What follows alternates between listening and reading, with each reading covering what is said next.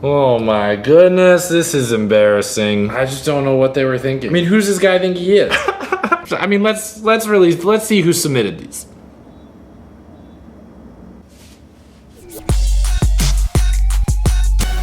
What's up, guys? Welcome back to the channel. I'm Mike Sasser, boudoir photographer in Los Angeles, California, and today I want to share with you some of my very first boudoir pictures back before I was earning money with it, back when it was just an interest, a curiosity. Now, I wasn't really ever planning on doing a video on this because, I mean, they're bad, but that's part of growing. A lot of people who are here want to be here without first going through these things. Let's get in and see some of my very first boudoir pictures.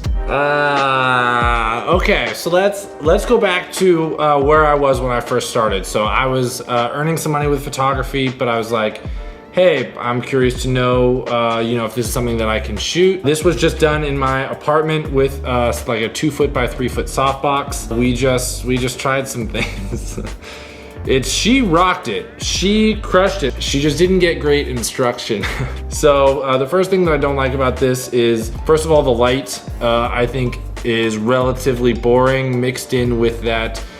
You can see the texture in the very obviously like apartment painted wall.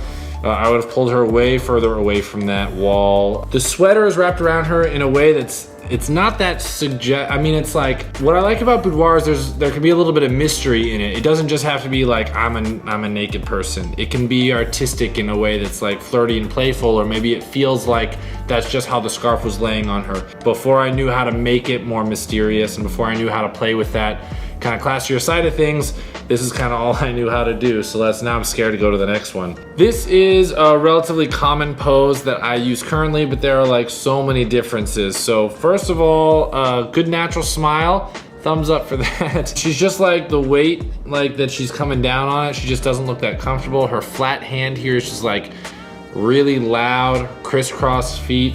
Is this luggage in the background? A bunch of things that I would have changed. Roll her more onto her side, bring her left knee a little further forward. So this is a perfect example of like a pose that I've tried a bunch of times over the years, and it's slowly kind of gotten better. So this photo was taken in 2011. So that's like 9-ish years ago. Now let's take a look at this one here. Wow, okay, so much better, so much better. Okay, she's got that knee pulled forward. She's a little bit higher up. Not all of her weight is down on her chest.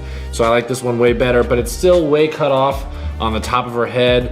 Her hand is sort of chopped off in a weird way. I feel like we don't really get a sense of the space, even though it's so much better than it used to be. Now here's a photo that I took this year. Now we can see another progression. Here I use a little bit of the light coming on to her body to really accentuate that. We can see a little bit more of the shape of her hips as it goes, you know, as it takes this curve. We can get a little bit more sense of the space. Her looking at the camera is really nice. It's not so close that, you know, things are getting chopped off here and there. The bed sheets are sort of ruffled, and that adds a little bit to the look. So you can see that, you know, for the very first picture that you guys take in whatever scenario, it doesn't mean like that's what it's always gonna look like. You're gonna photograph more people and in different situations, and you're gonna start to see, actually I like it better with this hand up. Actually I like it better with this hand down. Actually I like it better when I'm standing higher, or better when I'm standing lower.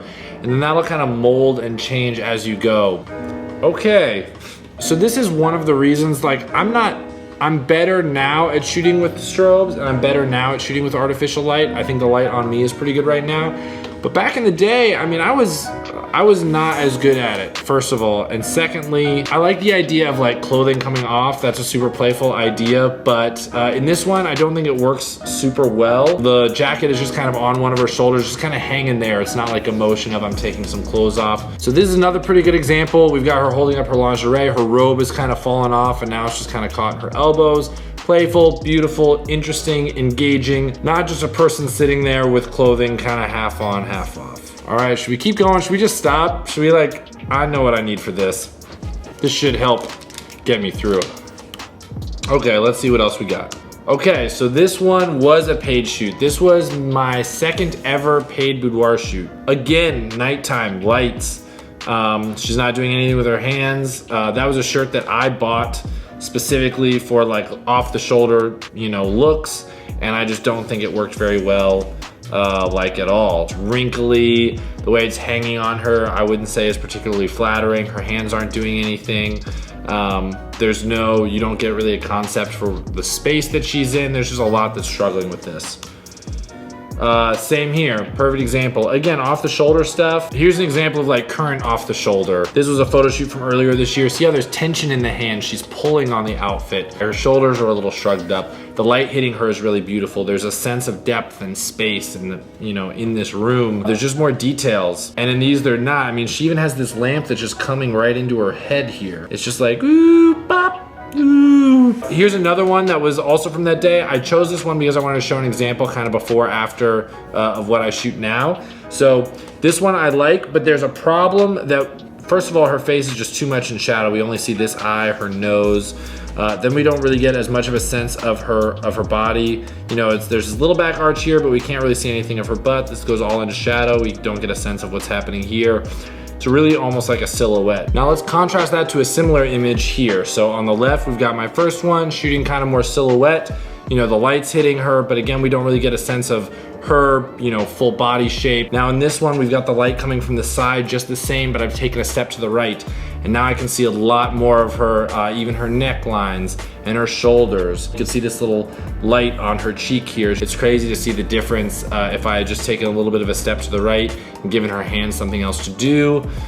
This would have been a whole different picture. This is a mistake that I see people make all the time when they're first starting, is they get too low. This is actually very similar to the last picture that I just showed you, where we didn't get enough of a sense of the shape. So getting super low like this, it's hard. Her head is just sort of like popping out of the frame. We can't see her neck. We don't really have a sense of even that she has a neck. Her arm placement is okay. There's a wicked tilt, just a wicked tilt here. There's not really a whole lot of, it's not very dynamic in the lighting. This is really bright, her skin is really bright, this is really bright. And then even the background doesn't really fade out. And if I was gonna be really picky, I don't know what is super orange here in the background, but that's a little distracting for me. So here's a way more recent client. This client is from this year, and you can see now that I've stood up a little bit higher, we can now get way better sense, even though she's in shadow and light, which totally helps with the contrast. There's texture in this picture. So again, even though it may be exciting to kind of get super low and kind of get that crazy angle, stand up a little bit, move to the right a little bit, unless you're doing a full-on silhouette. But outside of that, you're gonna wanna stand up so you can see a little bit more of the front or the back of your client. This one's actually, the lighting is pretty good. This is kind of a high-key look. It's okay. The pink bottoms is just like super loud for me. I don't think they match with the bra. But that's what we were working with that day. Sliding glass door with this wooden door handle. I wouldn't call that, that look to add something to the photo. The posing, the only thing I don't like with the posing are the arms here. Is they're just like, they look kind of unnatural just how high they are. But it brought them down quite a bit more. And let me show you an example of that. All right, so here's a really similar image that was taken earlier this year. Perfect example of backlit. So this is all outdoors.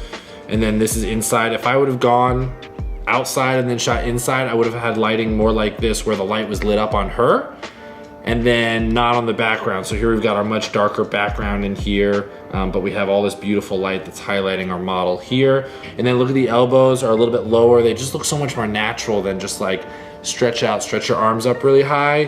All right. You can see there's a little bit of shape here kind of coming down this way and then back up, and then this is gonna go back this way. That's cool, but we are so close to her.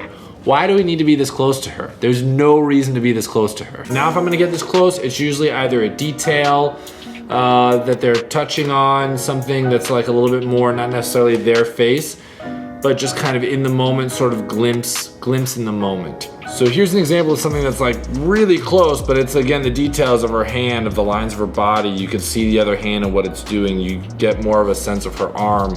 You get the whole silhouette of her mouth and her nose and everything like that. So that's really what I'm trying to do. If I am gonna get that close up, you still need a sense of what's going on. It shouldn't just be face, unless there's something really special about like the lighting that's hitting the face or something like that.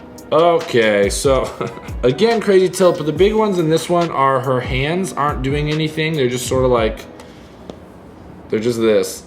A tip here, when people are looking up at you, tell them to relax their eyebrows, because what most people will do is they'll look up and they'll go like this, and you can see this awesome wrinkles in the forehead. Looks really good. But if you just get them to relax And then when they look up with you just with their eyes, that will reduce a lot of the tension here and it'll just make them look more comfortable. The next thing is there's no light on her face. This is a pose that I would put somebody in if I wanted to like highlight the light on their cheek or show off the lines of their body.